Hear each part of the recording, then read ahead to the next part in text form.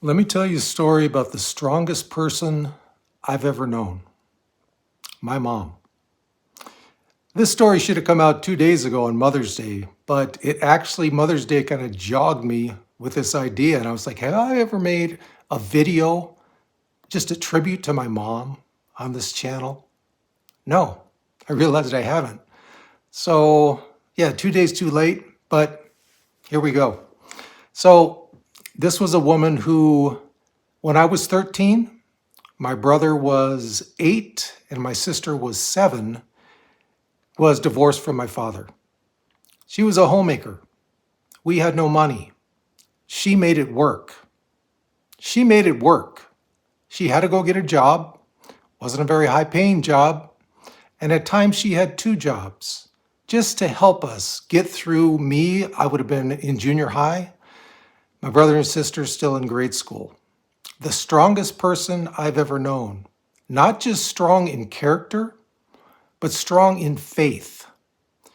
If I could have 20% of my mother's faith, I'd be sitting in a really good place. I strive for that.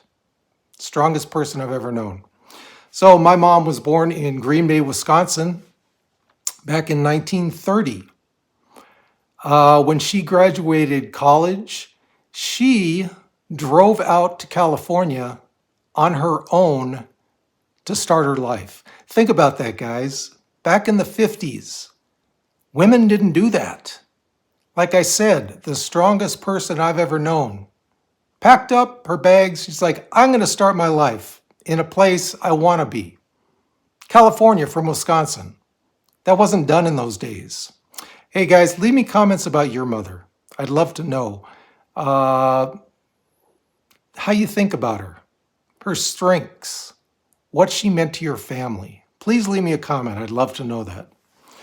So she met my dad in the Korean War. They were both based in Europe during the Korean War, had like a whirlwind romance, got married, I believe 9 months later, and they both confessed to me later that it was a mistake. They didn't know each other well enough at that time. They got through 13 years of marriage, and I'm not putting the blame on anyone. At the first 10, 15 years, I was very angry toward my father for just up and leaving. But you know what? The older I got, you just realize if you look at it like two people in a relationship, sometimes it just doesn't work out. So my dad and me are great now. My dad is going to turn 88 this month. We're good. So anyway, they had a whirlwind romance, got married. We were living all over the place. I was born in Greeley, Colorado, and then we moved to Indiana so he could finish up his master's degree. My mom also had a master's degree in education, and we came out and they decided to live in Monterey. So 13 years later, they got a divorce. It was very tough. As a lot of you guys know on this channel, I have gone through bouts of depression and anxiety throughout my life. That divorce was the cause of my first bout of depression. Okay, it was rough. And my mom was a rock. She was a rock. I remember one time I was sassing her. You know, you're a teenage boy. She wanted me to go out and cut the weeds in the backyard. I didn't want to do it. I started sassing her like hard. She gave me, I don't know if you can see it here, this scar. Can you see it? There it is right there. She took her nails and just gouged hard and took a chunk out of me. Yeah, I learned not to sass her anymore. She was strong. Like I said, very strong. I remember one time back when I was playing Little League, right before they got divorced, my dad was pitching me batting practice. You know, I was hitting for like 10 minutes. My mom was there just watching. She goes, I want to hit. My dad was like, okay, get up there. The first pitch he threw to her, she hit it over the fence for a home run. She was an amazing athlete. Her whole life, amazing athlete. Hey, for those of you seeing me for the first time, my name is Duane, and this is a channel for people on moderate income. If you think that's something you might like, think about subscribing and like the video as well. And if you really like it, down here are 2 more ways to further support the channel. So anyway, yeah, when they got divorced, she was a homemaker. Even though she had a master's degree, she hadn't worked in 15 years, okay? She had to go out and find some kind of job. She found a low teaching assistant job, I believe, to begin with. Put us all through high school, junior high, all that. She was amazing. So once I went to college, I had no idea what I wanted to do. As I've told in another video, I was at Cal Poly San Luis Obispo for about 6 months. Didn't study, got straight C's. $2,500. She said, you know what? Enough of that. You need to go to a trade school. I was like, okay, Mom. She always, even though I didn't realize it at the time, she always told me the right thing to do. It always worked out in the end. Wisdom, strength, athletic ability.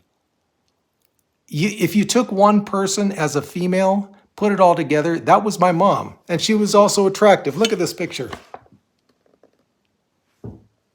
Me, when I still had hair. And look at that bow tie. Pretty sassy, huh? Pretty sassy. Amazing, amazing woman. So after she put us all through high school, she decided she wanted to move again. So she moved up to Reno to work in the civil service. She had that job for about 15, 18 years, I believe, and she did great. She got so many commendations when she was working there. Everyone loved her. And like I said, my mom was very spiritual. She went to Bible study meetings all the time. And I remember one of the women would tell me afterwards, she goes, your mom didn't speak that often, but when she did, everyone listened. Very spiritual. If I could have 20% of her spirituality, now I believe I have faith. I definitely have faith, but I don't have the kind of faith she had. Everything she relied on. That is the reason that she could keep it all together when things were going bad. And we never had a lot of money. She always kept it together, though. Yes, you would see her stressed out, but it was always about her faith. Her faith kept her together. She's my guiding light when it comes to that. So she moved up to Reno. She was in the civil service. Did that for 15 years. Then she decided to change, and she started driving around when she was in her 70s. Her last job was driving what she called old people around for their normal activities, you know, going to the grocery store, going to the doctors. She would do that until she had a stroke at 87. My mom was walking 3 miles a day up until the day she had a stroke. No medication. She only took daily vitamins. That was it, until 87 years old, walking 3 miles a day and looking like she was 70. So she had her stroke. That was very tough for all of us. Obviously, I moved up there. Luckily, my work was flexible enough to let me work up there for 9 months to a year, working remote. And it was hard for her because she was always so active. But with the stroke came dementia, eventually. I'd say it started showing itself about a year later. In a way, I think that dementia was a blessing in disguise. Because up until then, she was so antsy about, I can't get out. I need to get out. I can't, but I need to get out. Because after the stroke, she had trouble walking. So in a way, the dementia was kind of a blessing in disguise because her mind wasn't really there anymore and she was more accepting of her situation. But right up until the day she died, even though the dementia was just totally taking over, ravaging her brain, this intelligent, strong woman, she always had a smile on her face. Always. Even though sometimes she didn't know who I was at the end, she always had a smile on her face. That's how she was. And what kept her that way? Her faith. I believe all through those 87 years up until the stroke, Her faith allowed our Maker to put her in a state of grace in, say, the last 6 months before she died. Always had a smile on her face. And she eventually died in her sleep peacefully. So, her, to me, is the greatest mom ever. She had everything you'd ever want in a mother. Yes, she could be stern at times, but it was for a reason. And you found out down the line when you look back on it, Mom, that was a good decision. So guys, give me stories about your mom. I'd love to hear it. And as always, from the high desert, we got this.